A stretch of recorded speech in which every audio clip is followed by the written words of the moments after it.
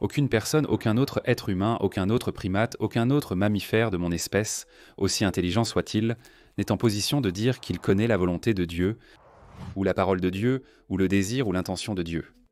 Ces informations ne sont pas accessibles aux êtres humains, et donc ma première déclaration est la suivante. Ceux qui prétendent y savoir sont déjà en un sens discrédités. Ils sont dans l'illusion, et en un sens, ce sont les premiers qui doivent l'admettre. Que le débat continue sans eux, car nous devons tous de plus en plus être émerveillés, toujours plus émerveillés à mesure que nous découvrons combien il y a encore à savoir, en réalisant à quel point nous en savons ou pouvons en savoir si peu. Ce sont seulement ceux qui disent qu'ils savent, qui sont certains, que nous devons nous méfier d'eux, a priori, si je peux utiliser cette expression. Ceux d'entre nous qui affirment que la règle du doute et de l'incertitude, qui régit également tous les autres principes observables dans l'univers, je pense que nous sommes en droit de dire que tant qu'une preuve n'est pas apportée, nous avons le droit d'en être libres. C'est pareil pour nos frères musulmans, sœurs. Ils disent « Tu ne le sais peut-être pas encore, mais notre prophète a eu la dernière révélation, la seule. » C'est ça la dernière. Il y a toujours une dernière révélation. La révélation ultime. Tes révélations étaient correctes. Nous sommes d'accord sur la naissance virginale. Nous sommes d'accord avec toi sur plusieurs des interdictions mosaïques les plus horribles. Tu remarques que l'islam plagie du judaïsme et du christianisme seulement les parties les plus horribles et laisse de côté les éléments grecs. Mais ils font tout cela. Nous pensons même que vous êtes des gens du livre. Ils vous tolèrent. En d'autres termes, ils disent « Nous vous tolérons ». Je ne vais pas être toléré par ces gens. Ils disent « Mais nous avons quelque chose de dernier, de final, d'ultime. Tu n'as besoin que de ce livre. Si seulement tu te mettais à y croire, tu serais heureux. Mais nous ne pouvons pas être heureux tant que tu ne le fais pas. Maintenant, je suis vraiment désolé, je suis extrêmement désolé de devoir dire cela, et je vais le dire aussi doucement que possible, mais je refuse qu'on me parle sur ce ton. Par qui que ce soit, j'espère que c'est clair. J'espère. Je refuse catégoriquement qu'on me parle de cette façon. Je ne tolérerai pas les propos des admirateurs d'une paysannerie analphabète du Moyen-Orient. Je pense qu'il vaudrait mieux que nous le dépassions. Sur cette question de savoir qui est le patron et pourquoi, je ne pense pas que l'idée du Père éternel soit une bonne chose. Je ne suis certainement pas le seul père ici avec mes 3 enfants. Mon rôle de père est de ne pas les entraver, de faire de mon mieux pour eux, puis de leur céder la place. Et si je leur disais « Ne vous inquiétez pas, je serai toujours là ».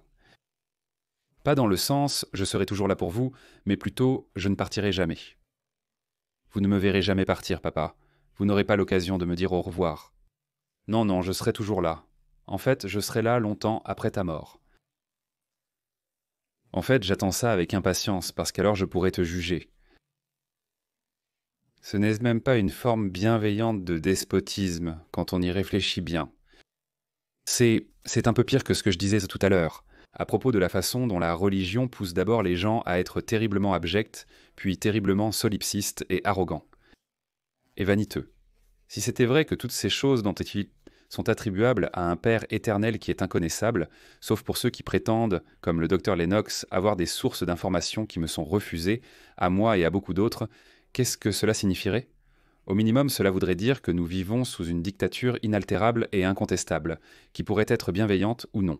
Rien ne garantit sa bienveillance.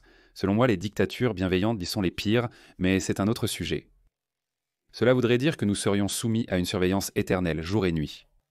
Surveillance éveillée comme endormie, nous n'aurions jamais un moment de vie privée. Tout ce que nous ferions et penserions serait connu, surveillé, supervisé, sans même être récompensé ou puni. Même Big Brother dans le roman de George Orwell, 1984, ne pouvait pas être absolument certain de ce que tous ces sujets pensaient, mais il existait le crime de la pensée. On pourrait vous en accuser sous la dispensation divine, sans problème. Vous êtes condamné pour crime de pensée avant même d'avoir eu la pensée, car tout est connaissable. Comment le Dieu qui vous a condamné le saurait-il ? Parce qu'il vous aurait déjà créé entièrement de saleté, de péché et de méchanceté. Cela fait partie du dessein. L'horreur et le fascisme de cette situation résident dans le fait qu'on vous crée malade. Et ensuite on vous ordonne d'aller bien. Donc vous êtes créé plein de pensées sales, de méchanceté, de mauvaises ambitions, et d'une nature impure et corrompue, puis on vous dit que vous feriez mieux de vous soigner très vite, sinon je ne répondrai pas des conséquences. C'est la pire forme d'absence de liberté imaginable. Et je dois dire, je me méfie de ceux qui souhaitent que ce soit vrai.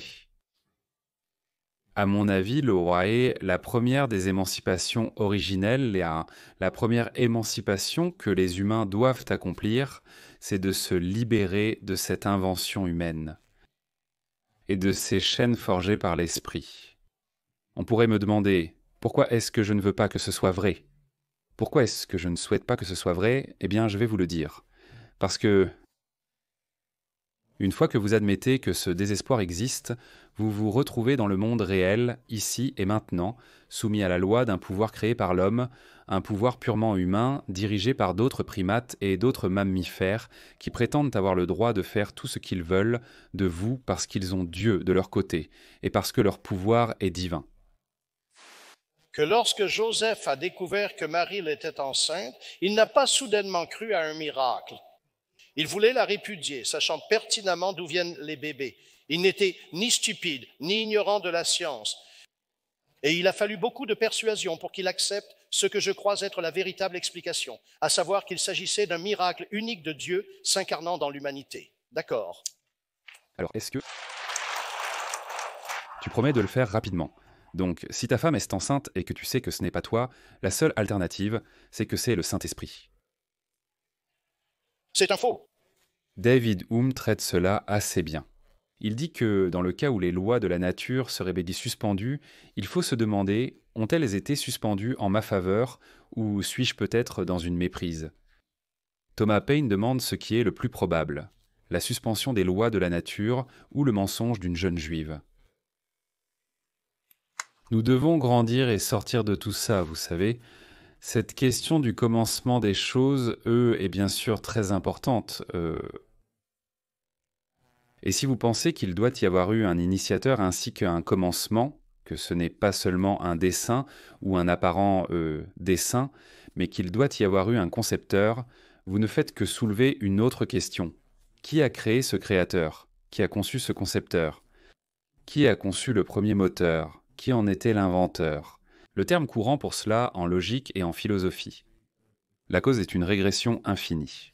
Ça ne vous mène vraiment nulle part, mais comme je l'ai dit, cela ne vous mènerait pas à la religion, même si vous pouviez prouver qu'il devait y avoir un premier moteur. Cela ne vous amènerait pas à adorer d'autres êtres humains comme s'ils étaient des prophètes, des sauveurs ou des rédempteurs. La foi est le seul moyen d'y parvenir, pas la physique. Vous devez y croire ou non. De plus, je pense qu'il y a ici un problème ontologique presque insurmontable. Supposons que ce soit vrai. Supposons que je l'admette. Supposons qu'il doive exister un tel concepteur ou un individu, une intelligence, quelque chose comme une personne qui fait cela. Comment pourrais-je le savoir?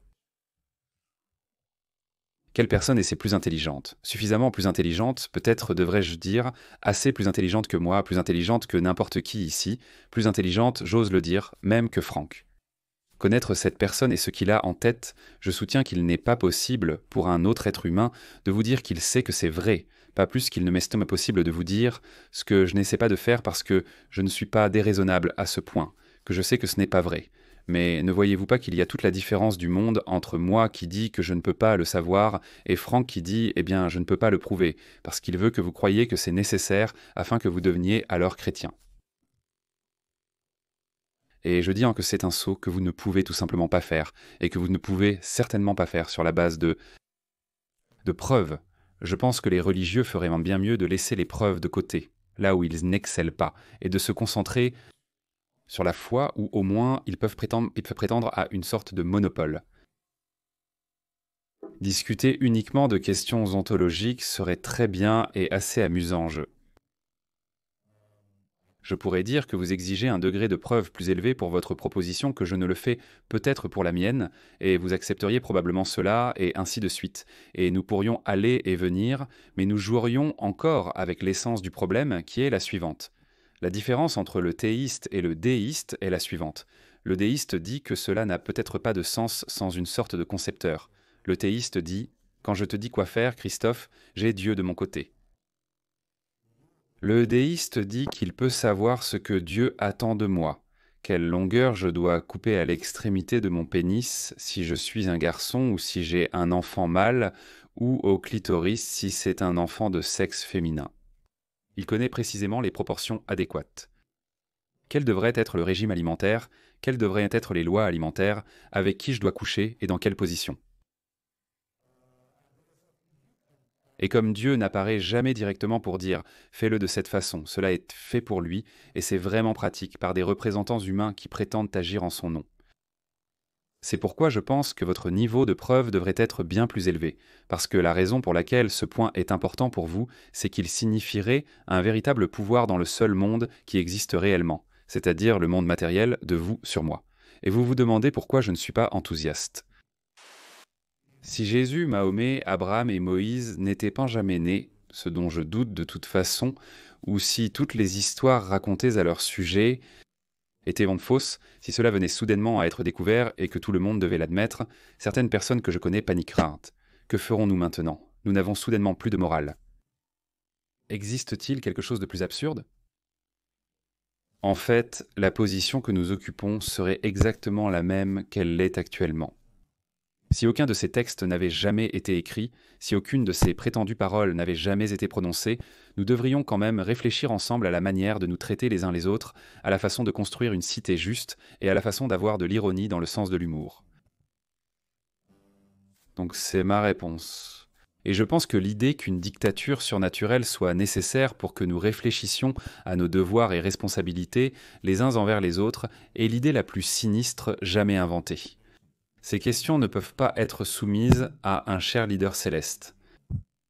Nous ne vivons pas et ne souhaitons pas vivre, heureusement d'ailleurs nous n'avons pas à vivre dans une Corée du Nord divine. Merci.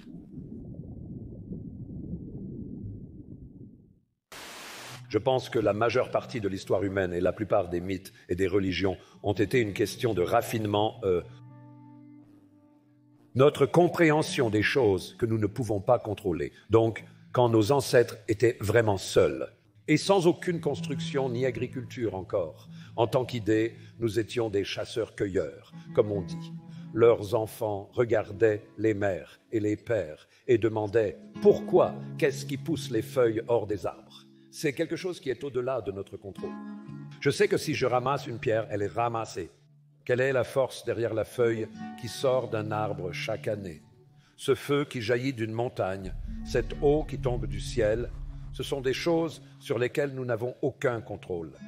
Et donc il est très naturel que nos ancêtres leur aient donné une personnalité. C'est la première chose que nous faisons, c'est autant de l'art et de la littérature que de la religion, de faire une histoire à partir de ses forces. Alors, vous nommez un dieu de la montagne qui crache du feu, vous nommez un dieu des nuages et du tonnerre, et vous avez un dieu de la nature, de la croissance et de la récolte, et un de la décadence, et vous créez des rituels à partir de cela. Mais ensuite, petit à petit, vous commencez à les comprendre, et à chaque fois que vous en comprenez un, le dieu disparaît. Et je pense que Platon et les Grecs comprenaient l'idée du paradis, même s'ils parlaient de Dieu et du paradis. Ils les voyaient exactement comme un modèle, comme une idée. Il y a un idéal vers lequel nous tendons, et les Grecs cherchent constamment à atteindre quelque chose de meilleur. Ils ne croient pas, vous savez, comme l'a dit Simon Raven, le romancier, que le génie des Grecs résidait dans cette compréhension de l'eschatologie, de l'idée d'une vie après la mort. Et cela a été formulé par Sinon, je crois, le grec qui a dit « Toute personne qui vous dit qu'elle sait ce qui arrive à un être humain après sa mort est soit un menteur, soit un imbécile. » C'est une chose simple et évidente à dire, mais les Grecs avaient cela. Et c'est mystérieux pour nous parce que, tribalement et depuis des centaines d'années, presque 1500 ans, nous avons lutté pour cette idée simple et honnête. Quiconque prétend savoir ce qui se passe après la mort est un imbécile ou un menteur. Stephen, j'ai lu quelque part que tu dis qu'il faut croire qu'il n'y a pas de vie après la mort. Oh oui, et parce que nous vivrons une très mauvaise vie à moins d'y croire, parce que si nous pensons que ceci n'est qu'une préparation, absolument. Oui, je me souviens avoir été choqué, avant qu'il ne nous choque pour d'autres raisons, par Mel Gibson. Je sais qu'il y a tout ça, mais il était interviewé, c'était dans les années 80, au sommet de sa jeune célébrité, quand il était vraiment l'homme le plus cool de la planète. Et je n'avais aucune idée qu'il appartenait à cette section catholique particulièrement stricte en Australie, dont son père était membre. Mais l'intervieweur a dit « Je crois avoir lu quelque part, Mel, que tu crois en la vie après la mort et en Dieu. » Et Mel Gibson a répondu « Eh bien, je sais une chose avec certitude, c'est qu'il doit forcément y avoir plus que ça. » Je me suis dit « Quoi ? Quoi ? Même si tu étais juste un gars ordinaire, tu pourrais dire « Oh oui, il y a l'Amérique, il y a l'Australie, il y a l'Europe, il y a le Lake District, il y a les pôles, il y a les déserts, il y a les tropiques, il y a la brousse, il y a la galaxie, il y a l'univers. Pourtant, il doit sûrement y avoir davantage. Mais ce n'est pas que tu es une star qui peut avoir autant de sexe qu'elle veut et autant d'argent qu'elle peut demander. Et tu ressens que ce n'est toujours pas suffisant, tu vois. Et cette idée que, bien sûr, comme nous le savons tous de façon évidente, la religion utilise l'au-delà et la promesse de quelque chose de meilleur comme un moyen de permettre aux gens, de forcer les gens à supporter ce qu'ils ont. Mais oui, je crois que même selon ses propres termes, si tu crois en une vie après la mort, cela limite cette vie-ci. C'est juste. Tu sais, comme l'a dit Oscar Wilde, il faut goûter aux fruits de chaque arbre, de chaque Verger dans... le monde. Et certains seront amers, d'autres trop addictifs, et ainsi de suite. Mais si vous... Et donc je dis souvent aux personnes religieuses, je dis, vous savez, je dirais, eh bien, supposons qu'un calviniste se présente aux portes du paradis et que Saint Pierre lui demande, alors, qu'as-tu pensé du cannabis sativa, cette plante-là? Oh, je n'ai jamais essayé ça. Oh non, non. As-tu la moindre idée de l'effort qu'il a fallu pour créer cette plante si spéciale? Je ne dis pas que tu ne devrais rien avoir, mais tu n'as même pas essayé. Et le vin? Oh non, je n'en ai pas bu une goutte. Espèce d'enfoiré, tu sais ça? Tu sais à quel point le raisin est complexe, unique parmi tous les fruits. Tu n'as pas besoin d'ajouter du sucre pour que ça devienne ce remarquable... Et tu n'as même pas pris la peine d'y goûter. C'est une idée tellement extraordinaire. Je veux dire, sur ton lit de mort, tu devrais te dire « Mince, je n'ai jamais bu de lait provenant des aisselles d'une vierge népalaise ou peu importe ce que c'est, tu vois. Je n'ai jamais... Je ne sais pas, ce ne serait pas mon truc à moi, mais certaines personnes... Tu sais, je n'ai jamais gravi le Kilimandjaro. Il y a tellement de choses que je n'ai jamais faites. C'est tellement bien dit. Et tu arrives devant les portes du paradis et tu te retrouves face à Dieu. Qu'est-ce que Stephen Fry lui dira, à lui, à elle ou à ceux-là? Je dirais tout simplement. Ce qu'on appelle l'Odyssée. Je pense que je dirais le cancer des os chez les enfants. De quoi s'agit-il? Comment osez-vous? Comment osez-vous créer un monde dans lequel il y a une telle misère qui n'est pas de notre faute? Ce n'est pas juste, c'est absolument, absolument maléfique. Pourquoi devrais-je respecter un Dieu capricieux, mesquin et stupide qui crée un monde aussi rempli d'injustice et de douleur? C'est ce que je dirais, mais je ne vais pas entrer à ces conditions. Non, je ne voudrais vraiment pas. Il se trompe. Si je mourais maintenant et que c'était ça, c'était Pluton, Hadès. Et si c'était les 12 dieux grecs, alors j'aurais plus de respect pour ça, parce que les Grecs ne prétendaient pas ne pas être humains dans leurs appétits, dans leurs caprices et dans leur irrationalité. Ils ne se présentaient pas comme étant tout-puissants, tout sages, tout bons, tout bienfaisants, parce que le Dieu qui a créé cet univers, s'il a été créé par un Dieu, est clairement un maniaque, un véritable maniaque, totalement égoïste. Nous devons passer notre vie à genoux à le remercier. Quel genre de Dieu ferait cela? Oui, le monde est splendide, mais il y a aussi des insectes dont tout le cycle de vie consiste à s'enfouir dans les yeux des enfants et à les rendre aveugles. Ils dévorent de l'intérieur en commençant par les yeux. Pourquoi? Pourquoi nous as-tu fait ça? Tu aurais facilement pu créer un monde où cela n'existe pas. Ce n'est tout simplement pas acceptable. Tu sais, l'athéisme ne consiste pas seulement à ne pas croire. Il y a le fait de ne pas croire qu'il y a un Dieu, mais aussi l'hypothèse qu'il y en ait un.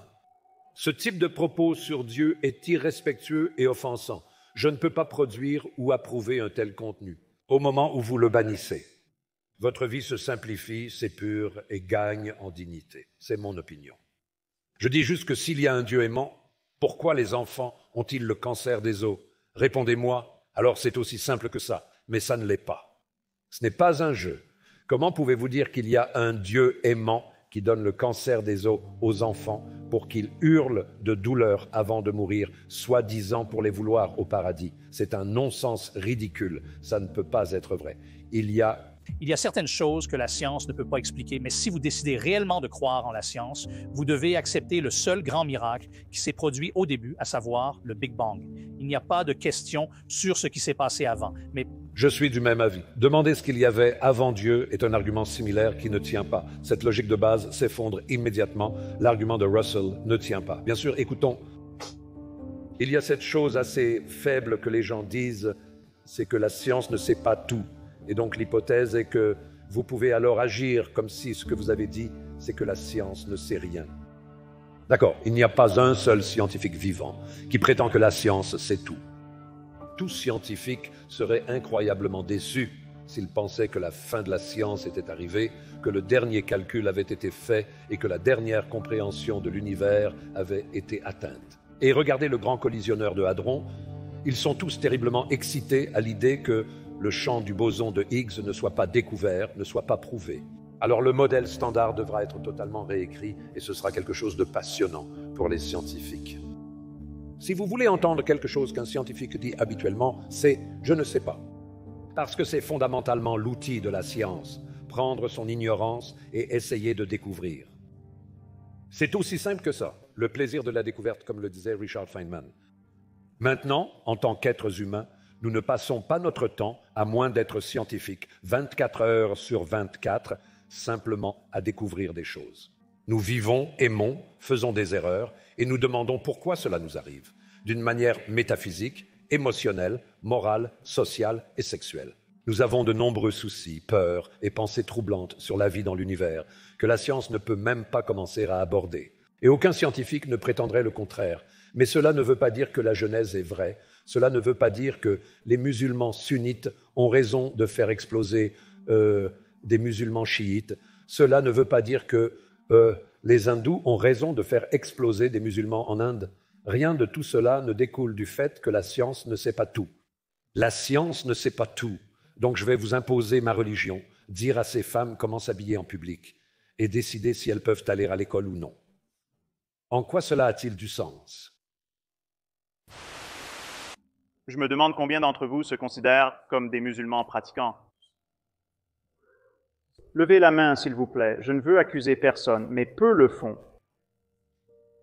Maintenant, vous êtes tous au courant, bien sûr. Bien sûr, si le Coran existe et prétend être la parole parfaite qui a créé l'univers, vous savez qu'après avoir entendu cette possibilité et l'avoir rejetée, vous irez tous en enfer pour l'éternité. Inutile de dire que le Dr Craig et moi irons tous les deux en enfer si cette vision de la vie est vraie. Le problème, c'est que tout ce que le Dr Craig a dit ce soir, avec quelques modifications, pourrait être dit pour défendre l'islam, et a d'ailleurs déjà été dit pour défendre l'islam. La logique est identique. Un livre est présenté comme la parole du créateur de l'univers. Il nous parle de la nature de la réalité morale et de la façon d'y vivre. Mais si les musulmans ont raison, et si l'islam est vrai, comment devrions-nous considérer Dieu d'un point de vue moral? Comment considérions-nous Dieu d'un point de vue moral? Ou plutôt, je devrais dire Allah. Nous sommes nés au mauvais endroit, avec de mauvais parents, une culture et une théologie erronée. Le Dr Craig est clairement condamné, totalement aveuglé par le christianisme. Je veux dire, rendez-vous compte à quel point il est maintenant mal placé pour apprécier la véritable parole de Dieu. La science m'a totalement induit en erreur. Où est la compassion d'Allah? Et pourtant, il est tout-puissant, il pourrait changer cela en un instant. Il pourrait nous donner un signe qui convaincrait tout le monde dans cette pièce, et pourtant il ne va pas le faire. Et l'enfer nous attend, et l'enfer attend nos enfants, parce que nous ne pouvons pas nous empêcher d'égarer nos enfants. Maintenant, gardez simplement cette vision. Gardez cela à l'esprit et commencez par apprécier à quel point vous avez perdu peu de sommeil à cause de cette possibilité. Ressentez simplement en vous, en ce moment, à quel point vous êtes insouciant et continuerez de l'être face à cette possibilité. Quelles sont les chances que nous allions tous en enfer pour l'éternité parce que nous n'avons pas reconnu le Coran comme étant la parole parfaite du Créateur de l'univers? Sachez que c'est exactement ainsi que le christianisme apparaît à quelqu'un qui n'a pas été endoctriné par lui.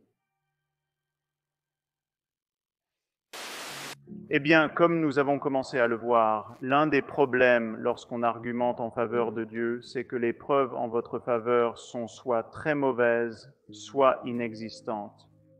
Ce que nous avons entendu de l'autre côté et du centre, c'est que la science est tellement compliquée, contre-intuitive et manifestement incomplète que cela laisse de la place pour le Dieu d'Abraham. En somme, les scientifiques n'ont pas toutes les réponses. Nous ne comprenons pas comment les premières molécules complexes se sont auto-assemblées. En effet, nous ne comprenons pas. Les scientifiques admettent en premier quand ils ne savent pas. L'arrogance est vraiment du côté de ceux qui voudraient placer leur foi de l'âge du fer à la place de la véritable ignorance scientifique. Maintenant, l'autre camp a joué à cache-cache avec les articles de foi. Soyons très clairs à ce sujet. Je vais aborder uniquement le christianisme pour simplifier. Le christianisme repose sur l'idée que le récit évangélique des miracles de Jésus est vrai. C'est ce que vous devez rejeter pour rejeter le christianisme. Il n'est pas nécessaire de prouver que l'univers est sans Dieu. De la même manière, vous n'avez pas à aller chercher si Poséidon, Zeus ou l'une des milliers d'autres divinités disparues sont absents de l'univers. Dans le christianisme, il s'agit d'une affirmation textuelle sur la véracité de la Bible. Les spécialistes de la Bible affirment que les premiers évangiles ont été écrits des dizaines d'années après la vie de Jésus. Réfléchissez à ce que cela implique. Bien sûr, nous n'avons pas les manuscrits originaux, mais des copies de copies de copies. Les manuscrits grecs anciens présentent des milliers de divergences entre eux, dont beaucoup montrent des signes d'interpolation ultérieure ou des passages ajoutés sont devenus partie intégrante du canon. Certains livres du canon, comme l'Apocalypse, ont été exclus pendant des siècles car considérés comme de faux évangiles. Il existe des livres entiers, comme le Pasteur d'Hermas, méconnus aujourd'hui, mais considérés comme canoniques pendant des siècles avant d'être rejetés comme faux évangiles. Des générations de chrétiens ont vécu et sont morts en étant guidés par un évangile qui est aujourd'hui considéré comme à la fois incomplet et erroné. Réfléchissez à cela. Le processus trop humain de rassembler la parole soi-disant autoritaire de Dieu est une base précaire pour affirmer les revendications du christianisme. Mais la vérité, c'est que même si nous avions plusieurs témoignages contemporains des miracles de Jésus, cela ne serait pas suffisant. Parce que les récits de miracles abondent même au XXIe siècle. Les dévots du gourou sud-indien Satya Sai Baba lui attribuent tous les miracles de Jésus. Il nourrit les esprits, il prédit l'avenir, il ressuscite les morts, il est né d'une vierge. Satya Sai Baba est une figure importante. Même si vous ne le connaissez pas, 1 million de personnes sont venues pour célébrer son anniversaire il y a quelques années. Il y a un grand nombre de personnes qui pensent qu'il est un Dieu vivant. Ainsi, le christianisme repose sur l'affirmation que des récits de miracles, exactement du même type que ceux qui entourent aujourd'hui une personne comme Satya Sai Baba, deviennent particulièrement crédibles lorsqu'on les place dans le contexte religieux pré-scientifique du 1er siècle de l'Empire romain, des décennies après leur prétendue survenue, comme en témoignent des copies de manuscrits grecs anciens, en grande partie divergents. Nous avons les récits de miracles de Satya Sai Baba, attestés par des milliers et des milliers de témoins oculaires vivants, et ils ne méritent même pas 1 heure à la télévision câblée. Pourtant, quelques récits de miracles dans un livre ancien suffisent pour que la moitié de l'humanité organise sa vie autour d'eux. Est-ce que quelqu'un d'autre voit un problème avec ça?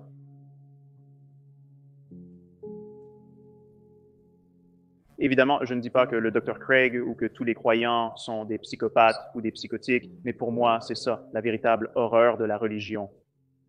Elle permet à des gens parfaitement décents et sains d'esprit de croire par milliards à ce que seuls des fous pourraient croire par eux-mêmes.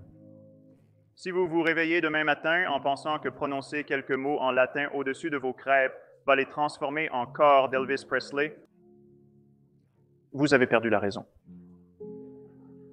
Mais si vous pensez plus ou moins la même chose d'un biscuit et du corps de Jésus, vous êtes catholique.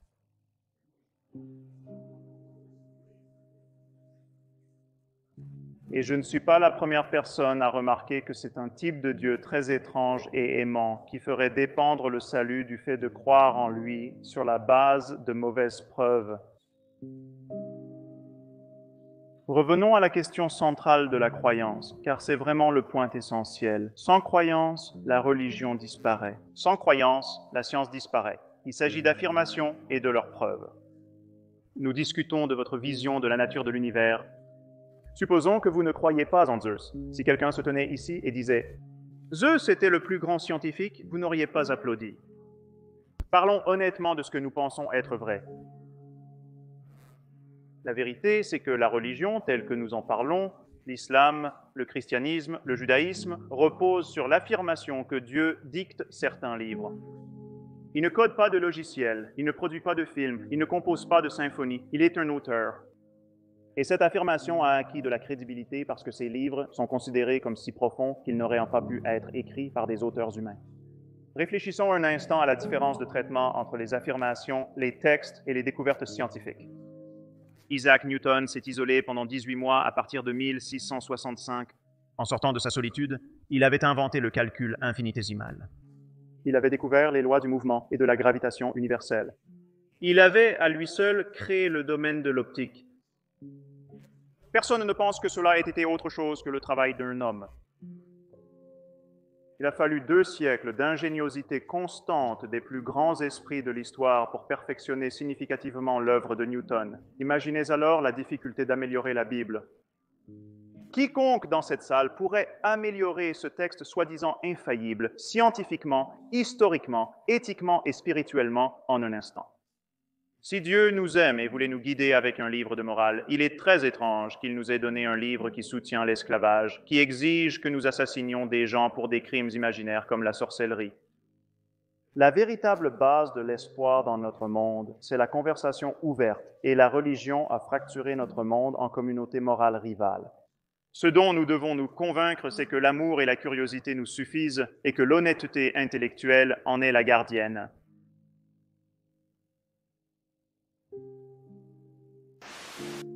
Voici ce qui s'est passé. Il y a environ 5000 à 7000 ans, ces petits groupes de chasseurs-cueilleurs ont commencé à se regrouper en chefferies et en États. Tant que les groupes restent petits, les moyens informels de contrôle du comportement et d'application de la morale fonctionnent plutôt bien. Dès que le groupe devient trop grand pour que ces moyens informels suffisent, comme l'exclusion, faire culpabiliser les gens, colporter des ragots à leur sujet ou les embarrasser pour leur mauvais comportement. Dès que les populations deviennent importantes, il y a trop d'occasions de profiter du système, de tricher, d'en abuser et de s'en sortir sans être puni.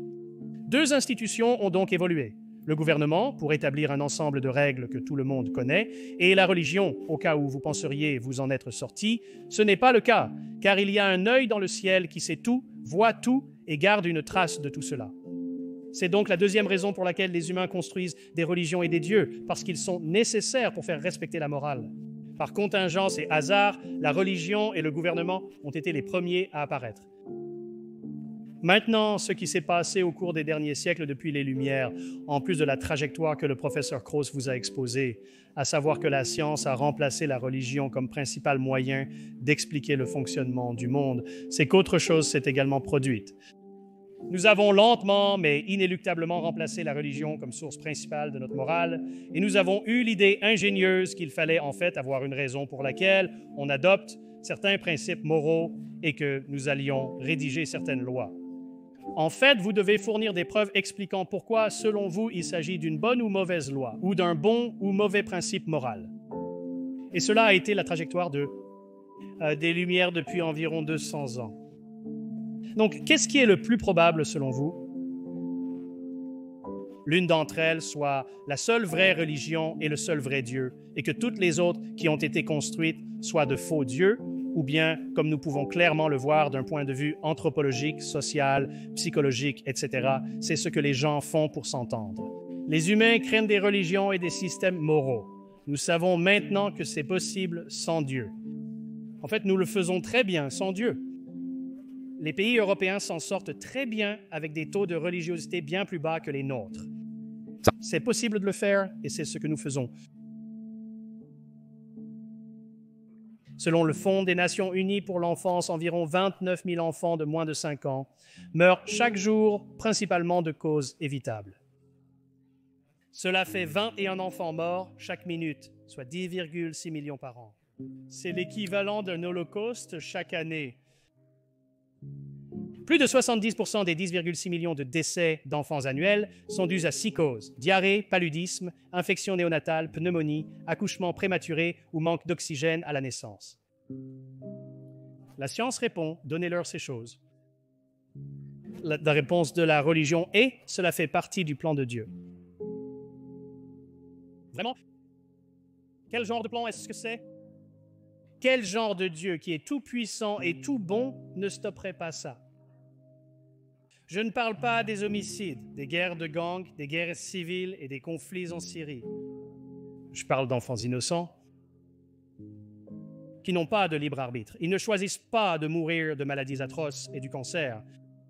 Pourquoi Dieu permettrait-il que cela arrive? Un Dieu tout-puissant et tout bon. Un Dieu moins puissant ou pas si bon ou pas de Dieu du tout. Le problème pour les croyants d'expliquer le mal, c'est ce que j'appelle le problème du Dieu irréfutable. Quand de bonnes choses arrivent, à qui en attribue-t-on le mérite? Dieu l'a fait, il agit merveilleusement. Il a exaucé mes prières et fait un miracle. Lorsque des malheurs surviennent, on n'en attribue pas la faute à Dieu. Ou alors, il agit de façon mystérieuse. Tu ne sais pas? Qu'est-ce que ça veut même dire? Ainsi, dans tous les cas, l'hypothèse de Dieu est validée. Qu'est-ce qui pourrait infirmer l'hypothèse de Dieu? De bonnes choses arrivent, donc Dieu existe. De mauvaises choses arrivent, donc Dieu existe. Que devrait-il se passer pour réfuter cette explication causale du mal? Dans la vision du monde chrétienne, rien ne peut la réfuter. C'est irréfutable. C'est une simple affirmation. C'est vrai parce qu'en l'affirmant, je dis que c'est vrai. Et ce qui peut être affirmé sans preuve peut être rejeté sans preuve. On nous dit que la solution à ce mal est d'accepter le sacrifice divin, ce qui vous absout de tout ce que vous avez fait dans votre vie, aussi mauvais soit-il. Réfléchissez-y un instant. Vous pourriez être un tueur en série dans le couloir de la mort, au Texas, et trouver Jésus. Ça arrive, tu sais? En fait, j'ai lu les 414 dernières déclarations des prisonniers exécutés dans l'État du Texas pour un projet de recherche que je mène. Près de 90% d'entre eux ont trouvé Jésus en prison. Ce n'est pas surprenant, il y a un grand ministère chrétien là-bas. Sommes-nous censés croire que ces hommes, s'ils acceptent Jésus au dernier moment, après les crimes brutaux qu'ils ont commis, ils peuvent y aller? Les Juifs et les musulmans ne sont pas concernés non plus? Les Amérindiens n'avaient jamais entendu parler de Jésus avant l'arrivée des Européens. Ils n'ont pas le droit d'y aller. Et qu'en est-il des 100 milliards de personnes qui ont vécu avant nous? Avant Jésus, il y en avait environ 90 milliards. Ils n'ont pas le droit d'y aller. C'est juste comme ça, tant pis. Ils n'ont pas accepté Jésus. Cela fait du christianisme une sorte de culte du sacrifice humain, mais au lieu du sacrifice d'enfants ou d'animaux de trait, comme le pratiquaient les religions primitives, c'est la version mise à jour 2.0, le sacrifice d'un seul enfant, le Fils de Dieu. J'en arrive à mon dernier point, ma déclaration d'ouverture. Donc David, je présume que tu es monothéiste. Les chrétiens sont monothéistes. Dieu est tout-puissant, omniscient, omniprésent et bienveillant. L'humanité a été créée exempte de péché. Parce que Dieu nous a donné le libre arbitre. Adam et Ève ont choisi de manger de l'arbre de la connaissance. Depuis, nous naissons avec le péché originel. Tout d'abord, cela va à l'encontre de toute la jurisprudence occidentale. Vous êtes responsable de vos propres péchés, pas de ceux des autres. Et vous êtes redevable et vous devriez demander pardon aux personnes que vous avez blessées, pas à quelqu'un d'autre. Pourtant, Dieu pourrait simplement pardonner le péché que nous n'avons jamais commis, mais à la place, il a sacrifié son Fils Jésus, qui est en réalité lui-même incarné, puisque les chrétiens sont monothéistes. Cela viole la loi d'identité. A est A et ne peut pas être non A simultanément. La seule façon d'éviter une punition éternelle de ce Dieu tout aimant pour des péchés jamais commis est d'accepter son Fils, qui est en réalité lui-même comme sauveur. Donc ma phrase finale. Donc Dieu s'est sacrifié lui-même, à lui-même pour nous sauver. De lui-même. C'est complètement fou. Nos valeurs morales ne viennent pas de la Bible, que presque personne n'obéit, en particulier l'Ancien Testament. La peine de mort pour adultère, par exemple, toucherait la moitié du Congrès. Je veux dire, personne ne va faire ça, non? Donc on sélectionne ce qu'on veut dans les livres saints en se basant sur autre chose que quelque chose d'autre qui s'est produit, comme je l'ai mentionné dans mon introduction. Il y a eu ce changement, cette sécularisation de la morale. Cela signifie que vous devez avoir de solides raisons d'adopter certains principes moraux et être capable de les exprimer clairement. Et donc, c'est ça qui a changé les choses. Donc, même si toi et moi écoutons tous les deux la petite voix intérieure pour décider ce qui est bien ou mal, Dinesh, j'affirme que tu ne le tires pas de la Bible et moi non plus. Nous le tirons d'ailleurs. Je pense que nous avons développé cette propension à avoir des émotions morales, puis la culture les affine et nous sommes devenus progressivement plus moraux. Le magazine Skeptique aborde souvent des sujets comme les médiums et les personnes qui prétendent déplacer des objets par la pensée grâce à la télékinésie. Et il y a un exemple de cela où un homme peut déplacer le curseur sur son ordinateur simplement en y pensant.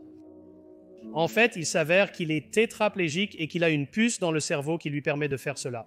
Sans connaître la technologie de la puce, cela semble miraculeux. Mais une fois comprise, le miracle disparaît. C'est la troisième loi d'Arthur C. Clarke. Toute technologie suffisamment avancée est indiscernable de la magie. Je soutiens qu'il n'existe rien de surnaturel ou de paranormal. Il n'y a que le naturel, le normal et ce que nous n'avons pas encore expliqué. Lorsqu'un événement inhabituel se produit, nous devrions chercher le mécanisme qui le sous-tend. Y a-t-il une puce dans le cerveau? Donc, si c'est vrai que, par exemple, Dieu guérit des cancers ou autre chose grâce à la prière, cela devrait être quelque chose de mesurable. Il y a au moins une raison positive pour laquelle je ne crois pas en Dieu et deux raisons négatives. La raison positive est celle qui aurait été prononcée par Laplace lorsque l'empereur Napoléon lui a demandé où Dieu figurait dans son explication du cosmos. Et Laplace a répondu célèbre « Je n'avais pas besoin de cette hypothèse ». En d'autres termes, pour Laplace, l'univers était suffisamment explicable sans supposer l'existence d'un Dieu, ou du moins pas plus explicable si on en supposait un. Alors pourquoi le faire? Nous n'avons pas besoin de croire en Dieu pour expliquer l'univers, et la croyance en Dieu ne nous aide pas vraiment à l'expliquer. Pourquoi les gens croient-ils en Dieu? Eh bien, je pose cette question d'un point de vue philosophique plutôt que psychologique. Il peut y avoir certains besoins psychologiques qui poussent les gens à croire en Dieu, mais si l'on considère cela davantage comme une question philosophique, on peut dire que dans la tradition chrétienne, en particulier au Moyen Âge, la tradition a tenté de développer des arguments rationnels pour l'existence de Dieu. Et dans une certaine mesure, cela existe encore dans les cercles catholiques romains. Parmi eux, je vais mentionner 3 de ces arguments célèbres. Il y a l'argument de la première cause, selon lequel il faut croire en Dieu pour répondre à la question « Qu'est-ce qui a causé l'existence de l'univers ?» Et bien sûr, la réponse est que Dieu l'a créé. Jean dit qu'il croit. Nous parlons du Dieu biblique, le Dieu qui est censé avoir créé le monde. Deuxièmement, l'argument ontologique qui part de la définition de Dieu comme un être possédant toutes les perfections. Et troisièmement, l'argument du dessein selon lequel le monde montre des signes d'avoir été conçu par un Dieu. Permettez-moi de les examiner brièvement. L'argument de la première cause est parfois aujourd'hui ressuscité comme quelque chose qui est compatible avec la science, parce que certaines personnes disent « N'avons-nous pas appris, grâce à la science, que l'univers a commencé avec le Big Bang, qu'il a commencé il y a environ 13 milliards d'années. Jean, je crois, a dit qu'il a été créé à partir de rien, ou il a cité un scientifique disant qu'il a été créé à partir de rien. Et comment cela pourrait-il arriver? Comment peut-on créer quelque chose à partir de rien? Cela ne suggère-t-il pas qu'il doit y avoir un Dieu? Mais je pense que les scientifiques sont coupables de semer beaucoup de confusion lorsqu'ils utilisent le mot « univers » dans des déclarations telles que « l'univers a commencé il y a 13 milliards d'années avec le Big Bang ». Si vous interrogez réellement un physicien qui étudie cette question et demandez-lui « Qu'entendez-vous vraiment par univers dans cette déclaration ?» Ils vous diront, s'ils sont honnêtes, que ce dont ils parlent, c'est de l'univers observable ou de l'univers connu. L'univers que nous pouvons observer avec nos télescopes et tous les dispositifs dont nous disposons semblent avoir commencé par une sorte de bang, si vous voulez, il y a environ 13 milliards d'années et il semble s'étendre depuis lors. Mais si vous demandez aux scientifiques, savons-nous qu'il a commencé à partir de rien? Ils répondront non, nous ne le savons pas du tout. Nous ne pouvons pas observer quoi que ce soit au-delà ou avant le Big Bang. Donc, toute affirmation sur ce qui s'est passé, sur la situation avant le Big Bang, ne sont pas des affirmations scientifiques, ce sont peut-être des affirmations de foi religieuse ou de croyance.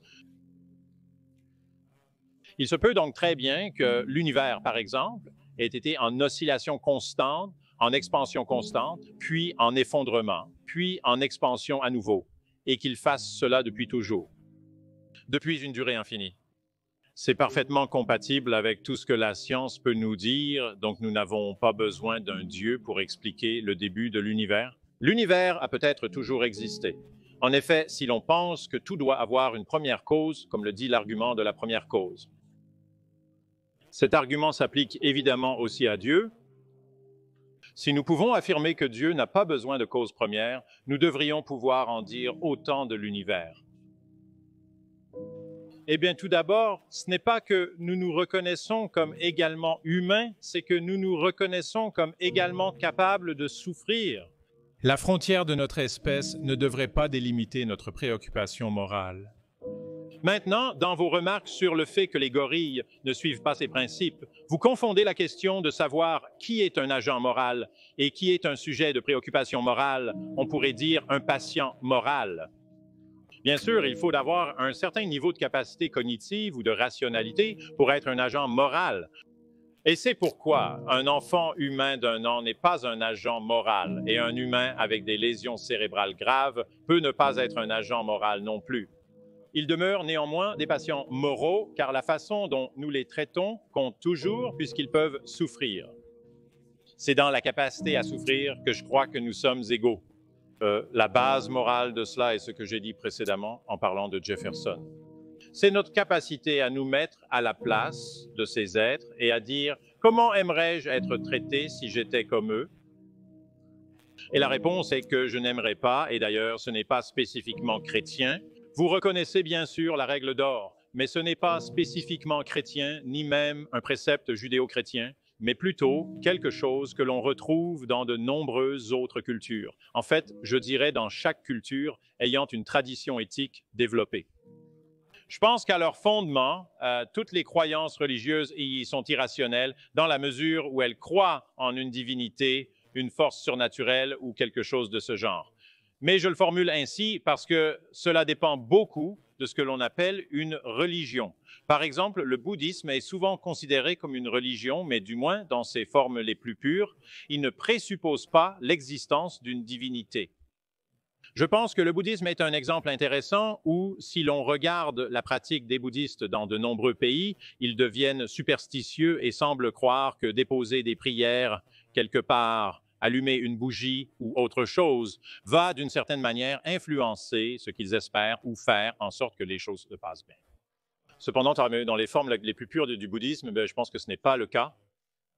On pourrait dire que le bouddhisme est peut-être une manière de vivre philosophique et éthique plutôt qu'une religion. Et si vous retirez cela de l'enseignement religieux et d'autres choses comme le bouddhisme, alors je dirais que toutes ces religions sont finalement irrationnelles. Maintenant, certaines peuvent être plus irrationnelles que d'autres, certaines peuvent avoir des croyances plus étranges et plus bizarres et plus de croyances étranges que d'autres, assurément.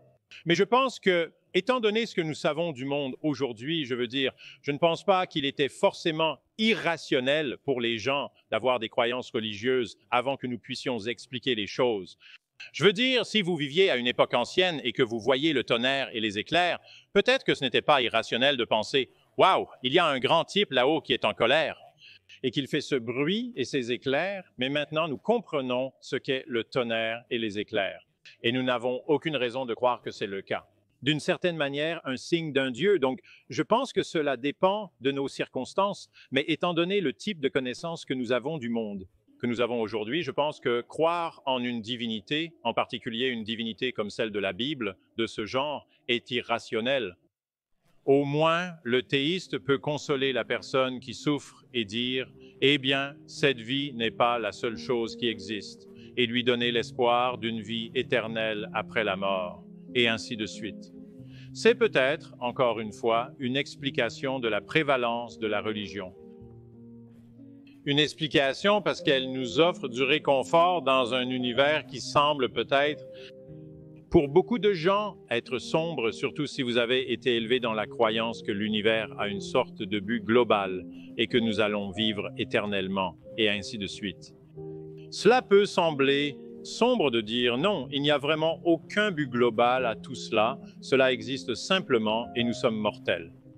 Nous serons sur cette terre pendant 10, 20, 50, 70, 80 ou, avec beaucoup de chance, 100 ans.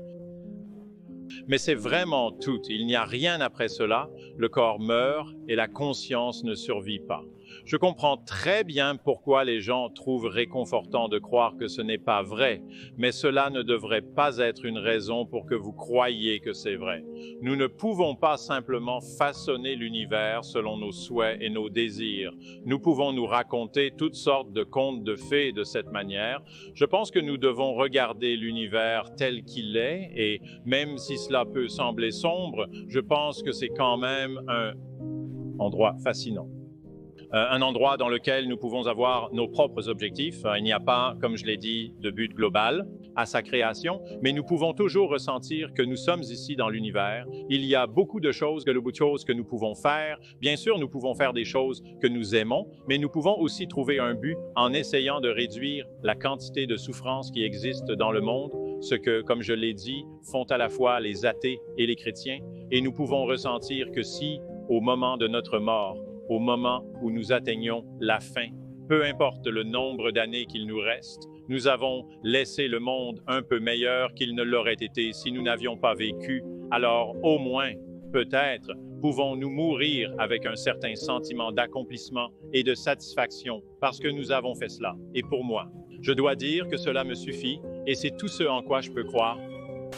Les gens pensent que lorsque nous critiquons la religion, nous critiquons les personnes religieuses, ce qui ne pourrait pas être plus éloigné de la vérité, car nous pensons qu'elles sont aussi des victimes. Absolument. Tu sais que le mot islamophobie parle exactement de ça. Critiquer l'islam ne signifie pas critiquer les musulmans, contrairement à ce que beaucoup pensent. Ce sont eux les premières victimes de l'islam. Eh bien,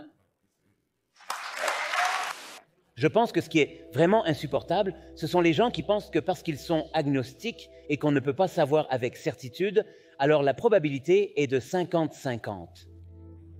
C'est très différent. En tant qu'agnostique, je pense que la probabilité est d'environ 1% ou moins. Ce n'est pas vraiment agnostique, n'est-ce pas? Oui. En effet, si nous acceptons par défaut que nous ne savons pas, car personne n'est revenu du paradis pour le prouver, il est impossible de prouver la non-existence de quelque chose. Pourquoi même essayer? Le périodique. La table des choses inexistantes est infinie comme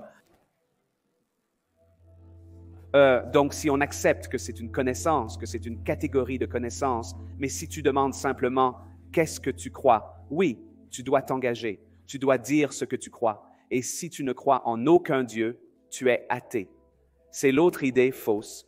Les gens pensent que l'athéisme, c'est nier l'existence de Dieu, n'est-ce pas? C'est simplement ne pas accepter l'affirmation de l'existence de Dieu, tu vois. 3 portes affirmant « Dieu existe »,« Dieu n'existe pas » et « je ne sais pas » n'ont aucun sens. 3 portes. Une dit « Dieu existe », une autre « Dieu n'existe pas ». Et la dernière « Je ne sais pas ». Mais que tu ne saches pas ne change rien à l'existence de Dieu ou non. Une fois de plus, vous avez confondu 2 catégories différentes. L'une concerne la connaissance, tandis que les autres relèvent des croyances, n'est-ce pas? Je n'ai même pas fini ma question. Quoi? Non, je dis que le 3 est toujours là. Si tu devais en choisir un, je crois que c'est... Il y a un Dieu. Je ne crois pas qu'il y ait un Dieu. Je ne sais pas. Est-ce que c'est vraiment important?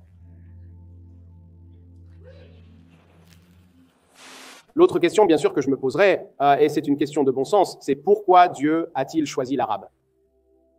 L'araméen ou le grec ne parle-t-il pas anglais? Les Américains le pensent, c'est pourquoi ils ont inventé la religion mormone. Mais donc, la question que je veux poser, ce qui a du sens, ce n'est pas de s'attarder sur les détails de la prière, ce que je ne veux pas faire, parce que ce n'est qu'une parmi des milliers de religions différentes qui font toutes les mêmes affirmations et qui, si on les considère a priori, sont toutes aussi ridicules du point de vue du bon sens. Par exemple, et j'ai tiré cela de feu mon ami Christopher Hitchens, est-il raisonnable de supposer que les humains ont évolué sous leur forme actuelle il y a entre 250 000 et 1 million d'années? Donc, vous avez un Dieu qui crée un univers et laisse la vie évoluer pendant 4 milliards et demi d'années, puis l'Homo sapiens évolue et vit dans des conditions incroyablement difficiles et pendant 250 000 ans, et soudainement, au milieu du désert, dans une grotte où personne ne peut le voir, il prend un pauvre type et lui dit « Je vais te révéler la vérité et non seulement cela, je vais te permettre de sauver l'humanité. » Et en fait, si les gens ne te croient pas, ils iront en enfer pour l'éternité et on peut en parler longuement, de façon très sadomasochiste, des tortures qu'ils vont subir et on peut tous en profiter. Et qu'en est-il de tous ces pauvres gens, 250 000 ans d'êtres humains, de vraies personnes qui luttaient pour exister et survivre, ces pauvres gens qui existaient avant que Dieu ne décide de donner sa révélation à Mahomet? Pourquoi cela? Pourquoi un Dieu censé attendrait-il aussi longtemps? Et la question intéressante est, pourquoi les révélations ont-elles toujours lieu quand personne ne peut les voir? Si vous posez la question à un tribunal, vous diriez, vous savez quoi? Ça n'a aucun sens. Pourquoi est-ce que ça ne descendrait pas du ciel une fois pour que tous puissent en entendre? Pourquoi est-ce toujours donné à des gens en privé qui prétendent ensuite avoir eu une révélation? Alors, pourquoi devrais-je croire aux révélations de Muhammad plus qu'à celles de n'importe qui d'autre? En fait, il y a une jeune femme aux États-Unis, dans mon pays, qui, comme vous le savez, a eu une révélation. Vous le savez peut-être. Elle a eu une révélation. Dieu lui a dit de noyer ses 4 enfants dans une baignoire. Et elle l'a fait, parce que Dieu le lui a dit. Elle l'a entendu. Elle l'a entendu et a eu une révélation. C'était réel. Elle a entendu des paroles d'une harmonie et d'une beauté incroyable, inconnues jusqu'alors dans sa vie. Puis elle a noyé ses 4 enfants. Elle est maintenant dans un hôpital psychiatrique pour de bonnes raisons. Et dans l'ensemble, il y a probablement des choses pires que le fait que les gens croient en tous ces différents dieux. Ça ne m'affecte pas parce que je suis libre, émancipé et en sécurité. Mais oui, tu peux quand même être agacé. C'est l'ignorance qui m'agace plus que tout. Peu importe ce que c'est, ça ne l'est pas. Je ne veux pas continuer à m'en prendre à la religion parce que ce n'est qu'une forme de cette attitude belliqueuse et volontaire. Et ce n'est même pas que tu ne puisses pas vraiment contrôler en quoi tu crois. La plupart des gens ne se disent pas « ça va énerver les autres ». J'essaye d'opprimer les droits des gens. Ils pensent juste « je crois en Dieu » parce que c'est comme ça que mon cerveau fonctionnait quand j'étais petit. Et maintenant, je me dis « oui, il y a probablement un Dieu ». Et la plupart des gens religieux ne sont pas fous. C'est encore autre chose. C'est quelque chose que tu sais. Et on s'inquiète des gens qui croient aux mauvais passages de leurs livres sacrés autant qu'aux bons passages. La plupart des gens, bien qu'ils croient en Dieu, savent faire la différence. Vraiment, ils savent distinguer. Ils choisissent. Ils savent reconnaître les bons passages des mauvais. Ils ne font pas les mauvais. Et ce que je veux dire, c'est que si tu sais faire la différence entre le bien et le mal dans le livre sacré, tu n'as pas besoin du livre sacré. Tu es déjà une personne morale. Pour ne pas croire, tu es torturé pour l'éternité et les tortures sont même décrites dans le Coran et tu le sais aussi bien que moi. Et la question est, demande-toi simplement avec du bon sens. Et si tu étais un être divin, disons que tu avais une colonie de fourmis que tu as créée chez toi, est-ce que tu serais offensé si ces fourmis ne te rendaient pas hommage 5 fois par jour? Eh bien, commençons par 50 fois par jour avant que Muhammad ne le réduise à 30 puis à 5. Seriez-vous offensé si ces fourmis ne vous rendaient pas hommage 5 fois par jour? Si elles ne te respectaient pas ou niaient ton existence, les détruirais-tu? Cela semble tellement mesquin. Alors pourquoi devrions-nous croire en un Dieu haineux, sans miséricorde, mesquin, sadomasochiste, homophobe et sexiste? C'est tout simplement irrationnel. Ce n'est pas raisonnable. Il n'y a rien. Et le fait est, je ne vise pas l'islam en particulier, mais je sais que mes propos risquent d'offenser certains. Mais c'est la même chose pour le Dieu de Moïse. D'accord? D'accord. Si tu crois vraiment que les Écritures sont littéralement vraies, la morale dans ce livre est répréhensible. Donc, argumenter que quelque chose n'a pas de sens pour toi repose sur l'hypothèse que tu sais à l'avance ce qui est censé. Mais nous ne savons pas ce qui est censé à l'avance tant que nous n'explorons pas le monde qui nous entoure. Notre bon sens vient du fait que nous avons évolué dans la savane en Afrique pour éviter les lions. Pas pour comprendre la mécanique quantique, par exemple. Comme je l'ai souvent dit, le bon sens, nos déductions pourraient suggérer que vous ne pouvez pas être à 2 endroits à la fois. C'est fou, mais bien sûr, un électron non seulement peut l'être, mais il l'est. Cela n'a pas de sens parce que nous n'avons pas évolué pour le savoir. Nous l'avons appris. Nous forçons notre idée du bon sens à changer. Ça s'appelle apprendre. Certaines personnes préfèrent lire un livre ancien plutôt qu'apprendre. Et cela en a été une très bonne preuve. Par exemple, dire que quelque chose est inconcevable signifie simplement que vous ne pouvez pas l'imaginer. Ce qui est formidable avec l'univers, et la raison pour laquelle je fais de la science, c'est que son imagination dépasse largement la nôtre. En fait, il y a plus de choses dans le ciel et sur la terre que ce que votre philosophie peut imaginer, et c'est cela qui est merveilleux avec l'univers. Des choses inconcevables se produisent tout le temps. Cela permet d'élargir notre esprit. Élargir notre esprit pour se conformer aux preuves de la réalité et du bon sens. Et c'est ça, quand vous parlez d'athéisme, c'est ça. C'est simplement dire, je vais accepter les preuves de la réalité. Et si quelque chose semble contredire les preuves de la réalité ou est irrationnel, je devrais le remettre en question.